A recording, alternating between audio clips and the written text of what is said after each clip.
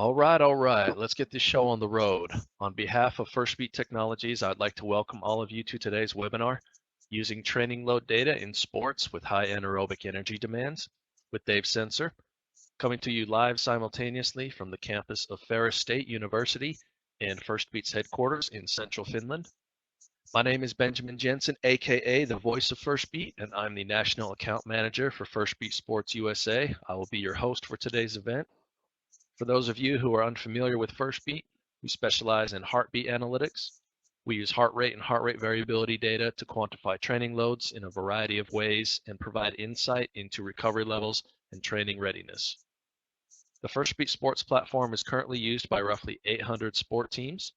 You'll find teams relying on Firstbeat Sports to optimize performance, reduce injuries, and fast-track player development. Today's webinar is scheduled to last 30 minutes. Anytime during this presentation, we do encourage participants to place questions via the chat section. After the presentation, we'll have a question and answer session.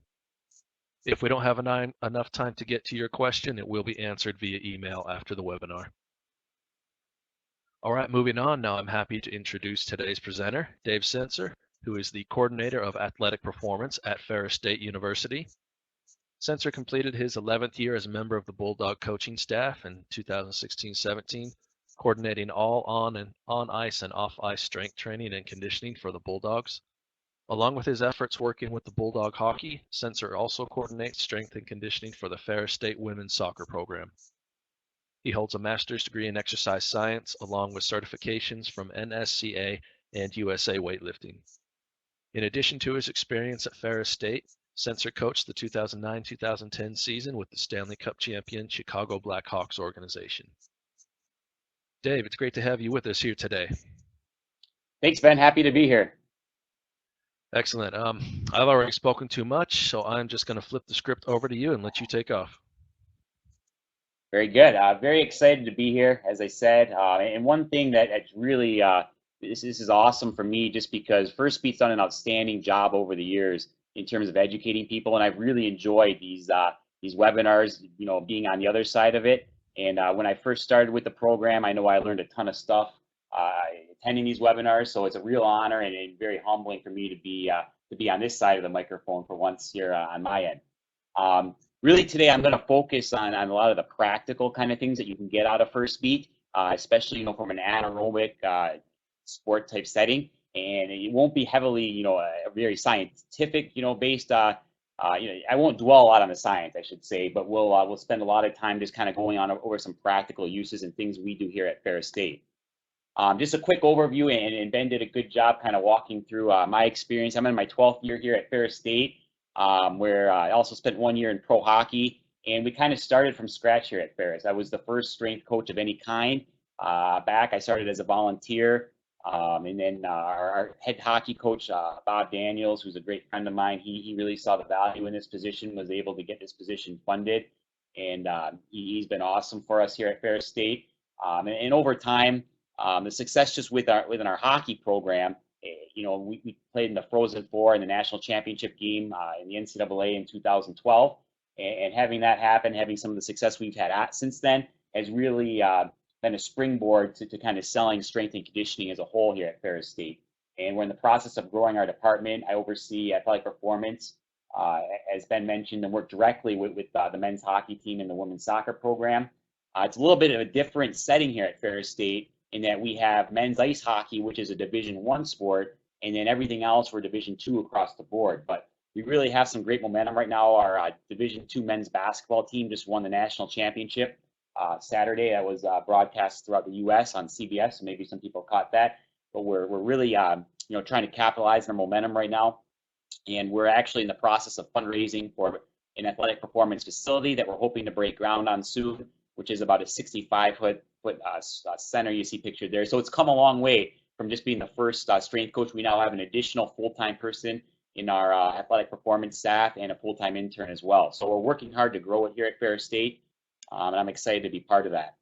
Firstbeat, the role that that's played for us, we began using that the software in 2015-2016 season, so this was the end of our third year using it hockey-wise. And kind of the precipice for the whole thing was the conference alignment within NCAA Division I men's ice hockey changed at that time. So before that, we had been in a conference with Michigan, Michigan State, Ohio State, Notre Dame, and kind of like schools where we had one Alaska school, but besides that one trip, our farthest road trip was about a 6-hour bus trip. So it was a great league for us to be in, extremely great competition. We had success nationally when we were in that conference.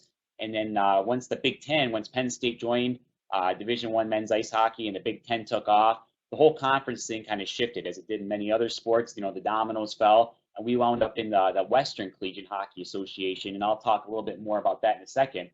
But what really happened was our travel really exploded, and we had to really spend a lot more time on the road, and the demands on our student athletes really changed. So this Firstbeat was something I had been looking at for a long time heading into that. And then once those changes happened, we were really kind of concerned with the way that we could, train our guys correctly, but really monitor the training load they were under, the stresses that they were under, as we had that added travel as kind of a hurdle we had to deal with. And our uses, we started kind of basically, as a lot of programs would, but it's really taken off every year since then. So I mentioned our conference. We have 2 teams from Alaska, 2 teams from Minnesota, a team from Alabama. And those of you in the United States, you would realize that's pretty broad geographic deal. We have 3 in the Upper Peninsula of Michigan and then 1 in Ohio, so a couple Midwest schools. But even there, we have teams that are pretty spread out. We have a 16-hour bus trip, a couple 12-hour bus trips, a couple trips to Alaska. So that's something that's really changed. And you can see here on the screen, we played 36 regular season games this year, and the college hockey season at the Division I level started October 6th, and it'll end April 7th with the national championship team. The national championship game, we have the 4 teams that are in the Frozen Four right now. The 2 will play that day for national championship. Within that scope of time, and our season ended earlier than we would like, but in early March, we had 40 travel days, 23 nights we spent in hotels, 10 nights we spent traveling overnight on a bus to return home. We traveled over 16,000 miles. We had an air trip to Fairbanks every other year. Basically, we take 2 trips to Fairbanks or to Alaska, 1 to Fairbanks and 1 to Anchorage. There's 3 on-campus rounds of our conference tournament before the NCAA even starts. And then on top of it, we have some kids that are very good students. And so obviously the student athlete, the student part of it plays a role too. So the travel, everything that's involved really takes its toll on our team. And that, like I said, that really was the cause that led us to looking into Firstbeat. And it's something that I had been researching ahead of time, but made it an easy sell in terms of, hey, we need a way to quantify the exact training load that we're dealing with and find out how we can best manage, our athletes within that setting. So this comes right from the Firstbeat website, which is an awesome resource. We use Training Impulse based off Bannister's formula to calculate our training loads. And the reason why is, shrimp basically only accumulates upward. So it kind of provides the best lens to look at both a training session and overall training load for an anaerobic interval-based sport such as ice hockey and such as a lot of other sports too, at the college and professional setting. And you can use excess post-exercise oxygen consumption, or EPOC, as a way to quantify it's something called training effect, which you also get out of Firstbeat. It's another number that's provided, but we really wanted to focus on the TRIM score, and that's kind of what we deal with. Kind of looking now at some of our uses here at Ferris State, the things that we do with Firstbeat that really incorporate it into our our weekly and then season long and year long type of model here. The quick recovery test is just a tremendous asset for us, especially like I mentioned, with the toll that the travel and the number of games and things like that take on our student athletes. And we use that quick recovery test. It's a great way to monitor recovery, to avoid overtraining, injury, illness, or the burnout factor. And we're using here kind of the older version, so to speak, the original version maybe of Firstbeat. For us, it's a 5-minute test, and we do that first thing every Monday. Basically, we have Monday morning workouts year round, and that's off season we do a lot of stuff early in the mornings, just with the guys' class schedules, things like that. But year round we'll use this test. We continue those workouts in season, so we have apple to apple type of data available, and we do it every Monday at 6:15 a.m. So right as we get started.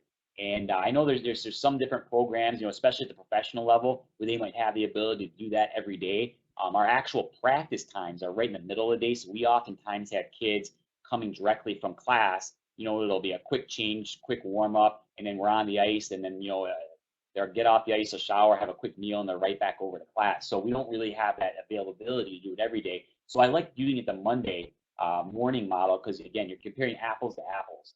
And what we do is we test the entire team before we warm up with a quick recovery test, which finds heart rate variability, does all that. It's done the same way every week, almost always on an empty stomach. Guys, aren't going to get up and have a huge breakfast before that 6:15 a.m. workout. Most of the time, I encourage them not to have coffee. So that number should be a very, very, pure number in a lot of ways. And that's the information we get from that quick recovery test. That score is something I present at a daily staff meeting that we have throughout the season with the 3 coaches, myself, our athletic trainers involved. And then we'll adapt our plan as need be. And an example for that would be this past year, hockey, we're playing throughout December, throughout Christmas break. We're on the 2-semester schedule here. So we knew our exam week, which was a week ahead, was going to be a tough week for our student athletes. And we knew we'd be traveling heading into that exam. So we had planned to really dial back that week and give them a lot of time, away from the rink to study and recover. And, we would get back at it for our games that coming weekend later in the week. Well, heading into this study week, so to speak, before exams, I did a quick recovery test Monday morning and found that the guy's recovery data was really, really in a bad place.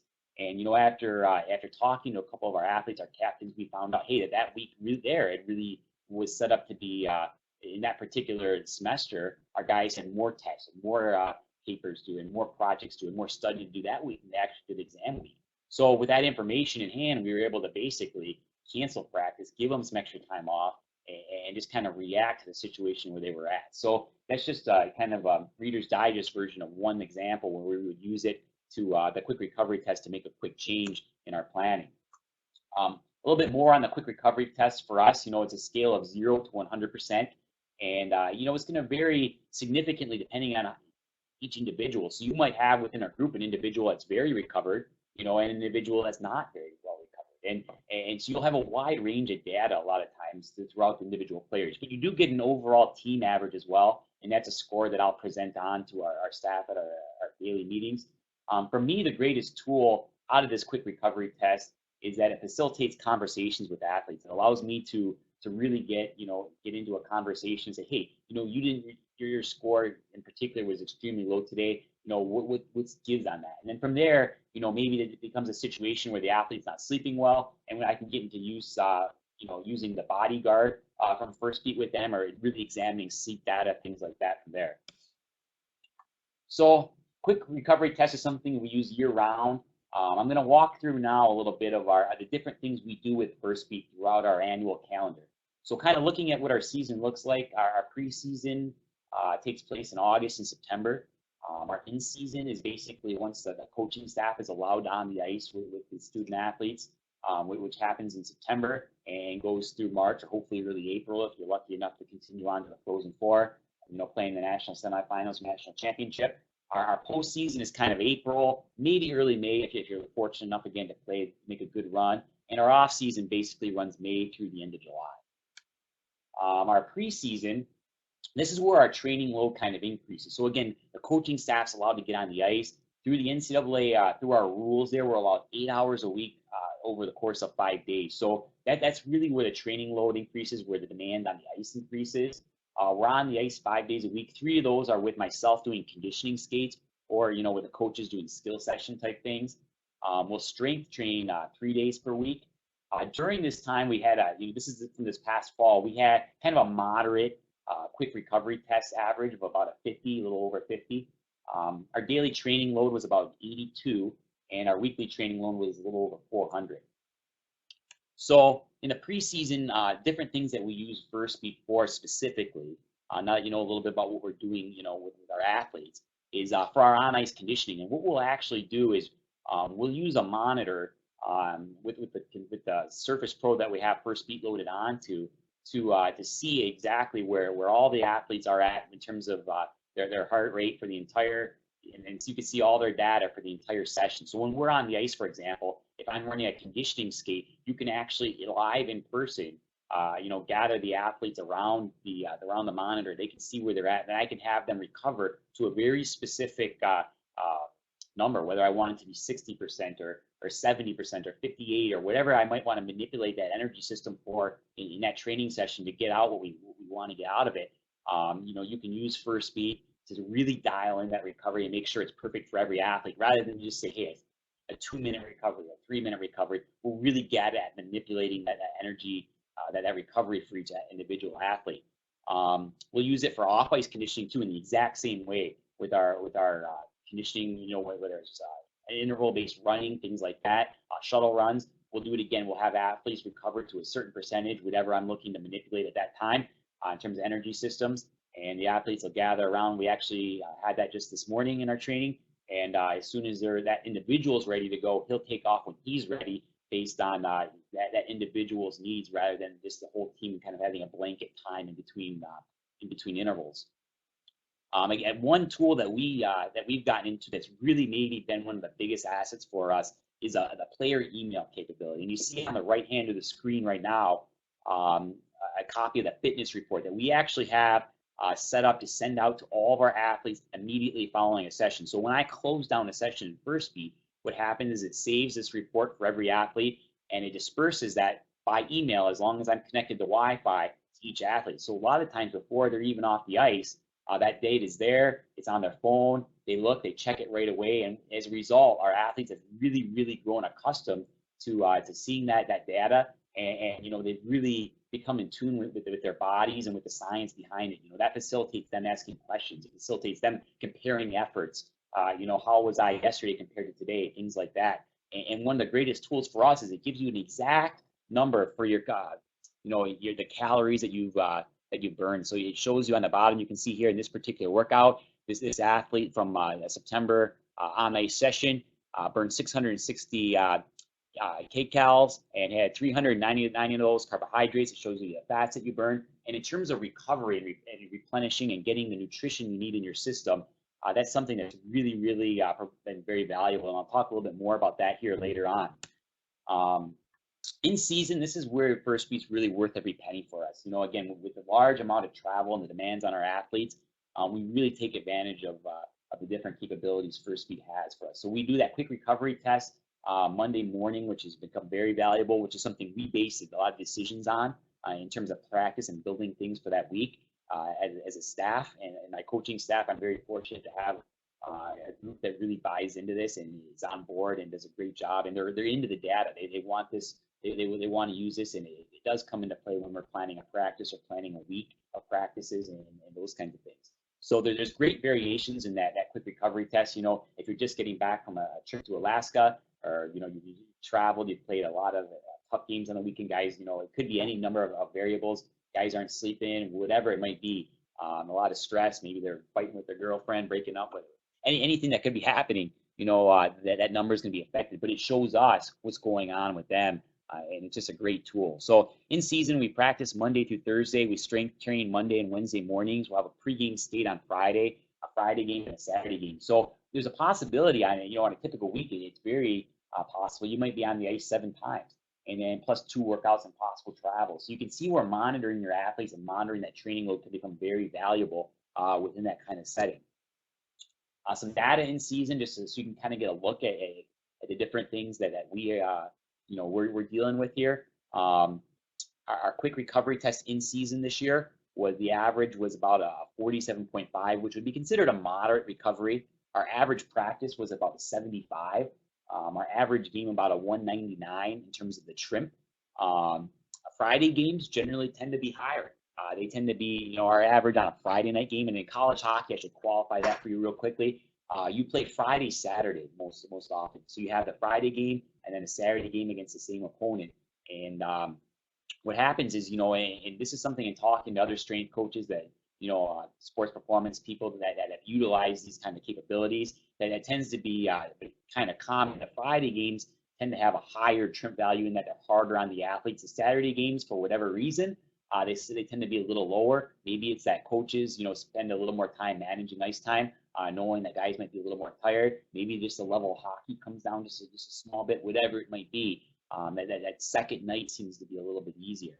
And then the average weekly training load, between 600 and 700, our overall average was about 697, so just under 700. So some pretty tough weeks in terms of total trim. And again, you can see on the right side of the screen here a copy of one of those fitness reports that did, from a practice during an in-season practice from this past December, where again, the athlete gets that data right away. They burn 531 kcals. They can start replenishing those almost immediately when they get off the ice. So here's a look at, practice for a top six. So in ice hockey, you have, a top six forward that might play a lot of minutes. They'd be involved in the power play, penalty kill. They would get very, very regular shifts. They could be playing maybe 20 minutes a night, somewhere in that ballpark, some a little higher, some a little lower. But you can see what practice looks like. And as a rule, maybe not this particular day, but generally as a rule, we have pretty high intensity practices. Our coaching staff keeps them very upbeat, very intense, and it takes some time for our freshmen to adapt to that. And then on the bottom underneath that, you can see what a game looks like then from the beginning of the pregame warm-up, and then, going through the 3 periods with the intermissions in between, what a game would look like for a top six forward. So we're able to take that data, especially from what a game looks like, and really try to mimic our conditioning, especially as we get closer to the season. Beginning, you get to August, September, times like that, getting ready for that October season to start. You can really, really set your training based on that data once you can see what a game really looks like, for a forward that plays quite a bit. Same thing for a defenseman here. You see a practice, again, a fairly high intensity practice for a top four, meaning a defenseman that would play high quality minutes, be out there quite a bit, maybe 25, 26, 28 minutes a night even at times. And then underneath that, you see a game for a top four defenseman. And then the same kind of data for a goaltender as well. So having this data has really been very valuable to us in terms of, planning practices, planning training, so it can really, really mimic what we have in terms of, the data from a game and what a game looks like for an athlete. The off season, which is where we're at now, Firstbeat becomes a very tremendous tool for us. So our off season, basically, we'll lift 4 times a week. We're allowed 8 hours again through NCAA rules. So we basically train Monday through Thursday, then give the athletes Friday, Saturday, Sunday to recover. We'll do a quick recovery test as well Monday mornings. We did that. I'm speaking on a Tuesday, so we did that yesterday. As we're getting back in the swing of things, we get that every week throughout the year to have that data. And our off-season average is typically about a 71. Yesterday we were actually even a little bit higher than that. So we're at a good recovery level in the off season, especially coming off that 3-day weekend, which I really like in terms of giving the athletes, pushing them hard Monday, Tuesday, Wednesday, Thursday, they're giving them that 3-day block to kind of adapt and recover. Off season, with our training, we'll use it as a tremendous recovery tool within strength and conditioning sessions. So you see a picture here of our current weight room before we get the new facility, and just the flat screen that we have mounted in there. We have Firstbeat going at all times. The athlete can see exactly where they're at, and again, you can manipulate. You could say, hey, for example, I want you to recover to 60% between these sets, and as the athlete finishes, they can go, they can watch, and as soon as their individual recovery is ready, they're able to move on to their next set, and rather than go with a generic, hey, rest 3 minutes between this set of pain cleans or whatever it might be. We can really get down to exactly where we want them to be at that time of year based on what we're trying to get out of that specific workout. Off season, our daily training load, just some more interesting numbers for you, around a 68. Our weekly training load goes down to about a 270 to maybe 275, that area there. So some more specific uses at Ferris State. I mentioned those player emails, and one real good example we have from that is we had an athlete that came in as a freshman at 156 pounds, which for the level of ice hockey we're at, that's not enough. You're going to get pushed around.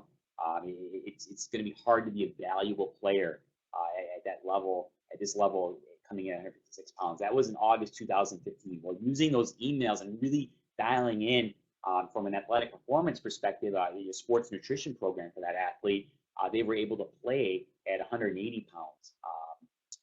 The first time I gave this presentation was in January. So at that time, they were playing at 180, and the body fat, again, went down during that time, just slightly. So we're adding muscle. We're having, that example of having those email reports really help you dial in your nutrition. The other area we've seen great strides from that is playing those Saturday games, knowing an athlete exactly how many calories they do burn on a Friday, and being able to quickly turn around and play Saturday night, getting that meal in almost immediately, and having that recovery nutrition between that Friday and Saturday game is a huge element for us. So having that email data immediately allows a player to check and get started on that recovery nutrition right away. The sports medicine area is another great example for us that we've kind of embraced Firstbeat, and our athletic trainer does an excellent job. He's very into it, very into the science end of things. And we had an athlete, for example, what we've done is we've created a return to play protocol based completely off of their trim score. So depending on what kind of injury the athlete has, we can intensify their practices in a very progressive way using TRIMP as a guide. And we kind of got into this. We had an athlete that had the Epstein-Barr virus, which is mononucleosis. So they were coming back from that. They were unable to do any activity for about a 6-week time period. And then in meeting with the physician, the team physician, and then the athletic trainer, and trying to come up with a plan, we actually found that his average daily practice load before the athlete got ill was a 78.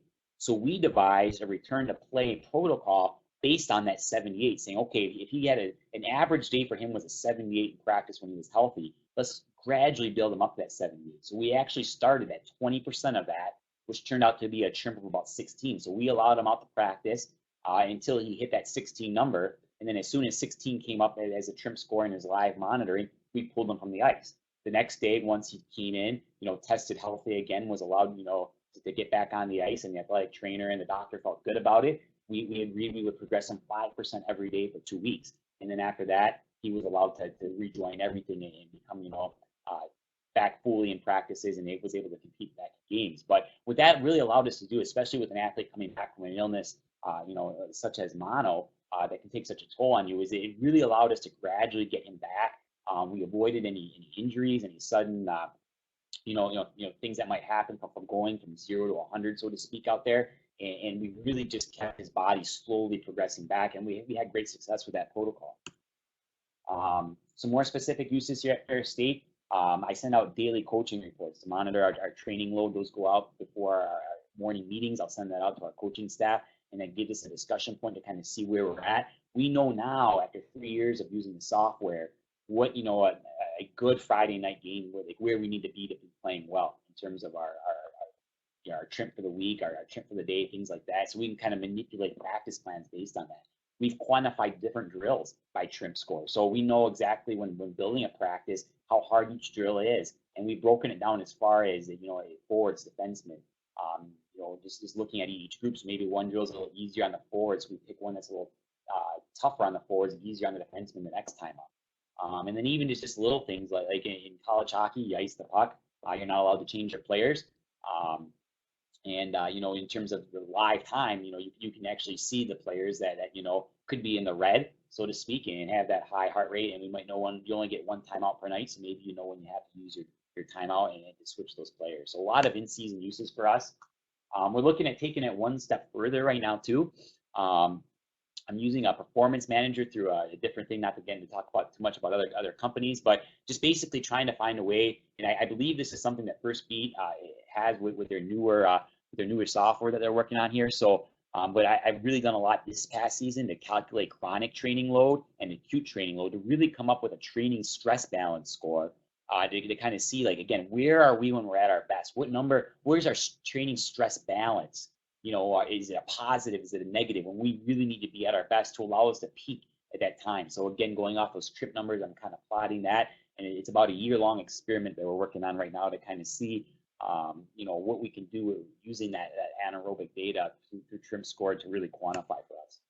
And then recovery, kind of, just you talk about attacking those little marginal gains that can really help you. Recovery becomes a huge part of it, especially again at this level, dealing with college athletes and the other demands they have on them, plus the fact that they have friends, they have family, they have girlfriends, whatever the situation might be for athletes. They have other things, other dreams on their time, and different things that they're trying to do.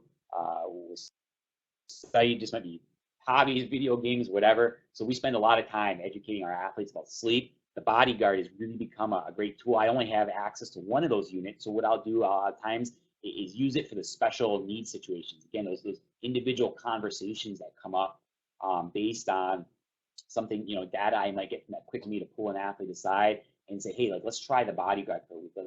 Let's look at this data and see what what we can do to help you, basically, and ways that we can help you improve so that you're better on the ice and you're better in life outside of outside of the rink as well. And then I just have some basic sleep data there too. It shows you basically college students, as much as you preach, the average time in bed for one athlete this past season was about 7 hours, 14 minutes, and it was more light sleep than deep sleep. So I really spend a lot of time educating the athletes in terms of know how to get that deep sleep and different recovery modalities, things like that you can really do to get into it. That kind of concludes a lot of my the basic part of my data here that I had for you guys today. In terms, hopefully you were able to get a couple of good ideas off this in terms of ways that you can implement. Again, I didn't want to focus too much on the science, but really was hoping to give everyone some ideas moving forward that they could take the Firstbeat and use this and do some things that could help out their teams. So if there's any questions, I'd be happy to field those right now.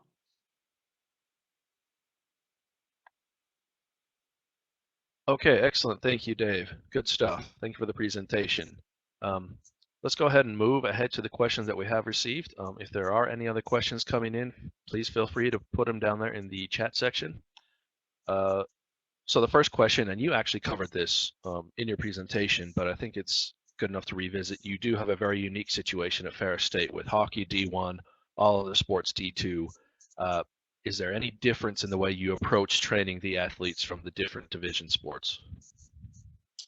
Yes, definitely. And you know what? You wind up with, that's a great question, because you wind up with such a broad range of athletes coming in. So, you might have, you could end up with, especially with some of the other sports, kids that come in from high school settings that have just been, dealing with whatever they had at their high school. So there's a lot of high schools still, secondary schools that here in the U.S. that kids would go to. Some of them do a great job with strength and conditioning. Some of them are far behind. It's not uncommon to get a kid that's never lifted a weight, or really never thought about, anything outside of playing their individual sport. So you wind up with a lot of really kind of untrained, so to speak, individuals more at that at the Division II level, so to speak. Now, not all the time. Again, you have a lot of athletes who are very serious, who have really taken their training seriously, but you do have a much bigger range. Whereas just dealing with hockey athletes, the Division I players, it's not uncommon to have NHL draft picks, to have kids that have gone on after high school, played junior hockey, worked in situations, settings now where those junior teams almost always have a strength and conditioning coach working with them.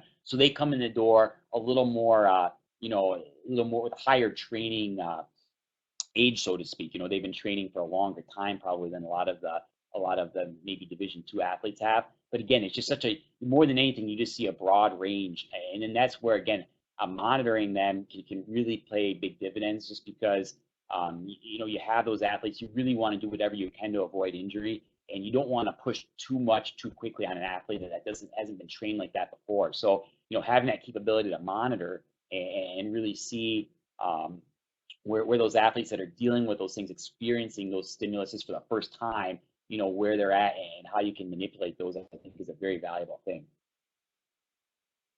Okay, great. Next question, and so this came via chat, and it also came earlier from the earlier questionnaire, and this is something that no matter what, we always end up asking at some point, and unfortunately, it's one of the biggest barriers, at least I've seen in the coaching / sports science world, and that's coaches' buy-in. It sounded like you came into a good situation, but even with your situation, head coach Bob Daniels is obviously a coaching legend, just finished his 26th year at Ferris State.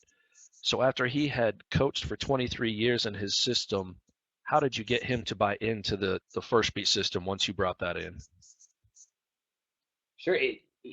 Truthfully, again, I'm very fortunate in that, he's always looking for ways to improve and looking for new ways that we can do things and ways that we can change. So I had really been, looking at trying to integrate something like this for a couple of years heading into the time that we actually did.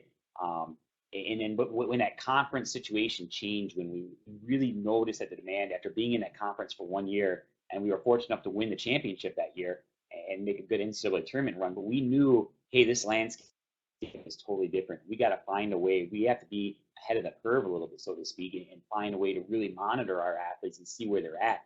And at first, he was excited about the idea when I explained it to him and exactly what we'd be able to get out of Firstbeat.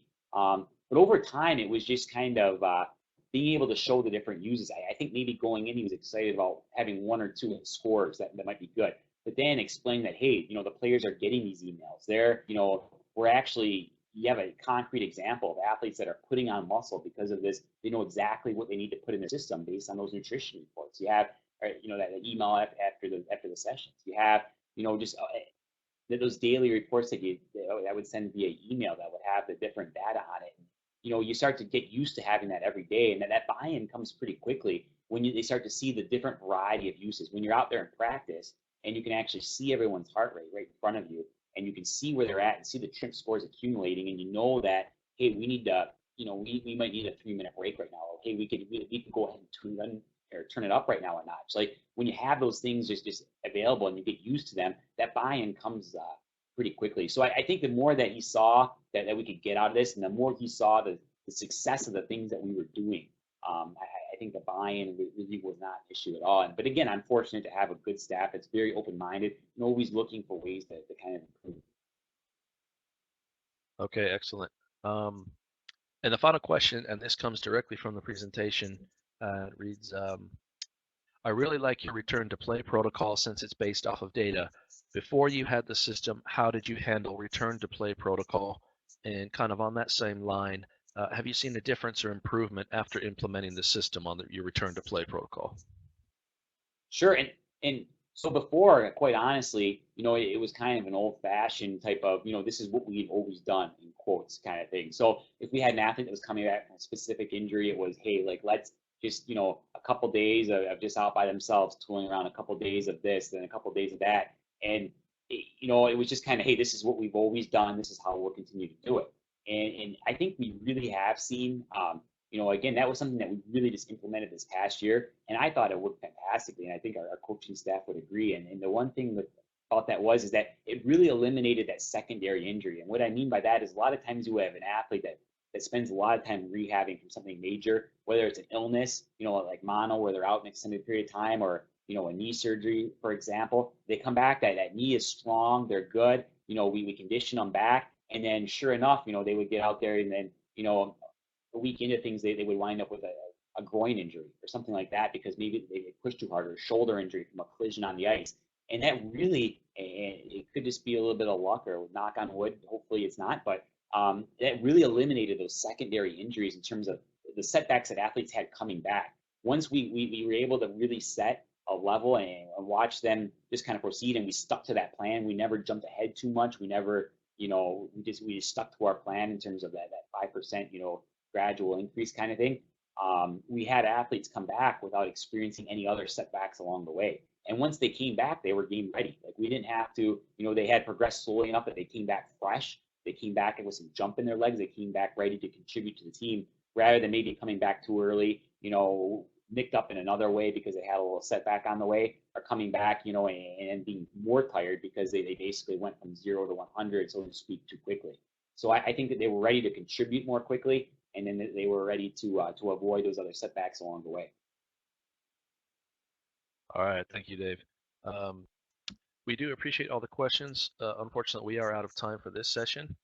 And just as a reminder, this webinar recording will be available as a podcast. We'll probably get this out tomorrow for you guys. We'll send you the link directly. And on behalf of Firstbeat Technologies, I just want to extend a special thanks to our guest, Dave Cencer. Dave, we appreciate you taking the time to be here with us today. Thanks, Ben. Happy to be here. And if your organization is interested in joining the Firstbeat Sports family, you can contact us directly or by our toll-free number, 1-800-962-1376, or the email address sports@firstbeat.com, both now at the bottom of your screen.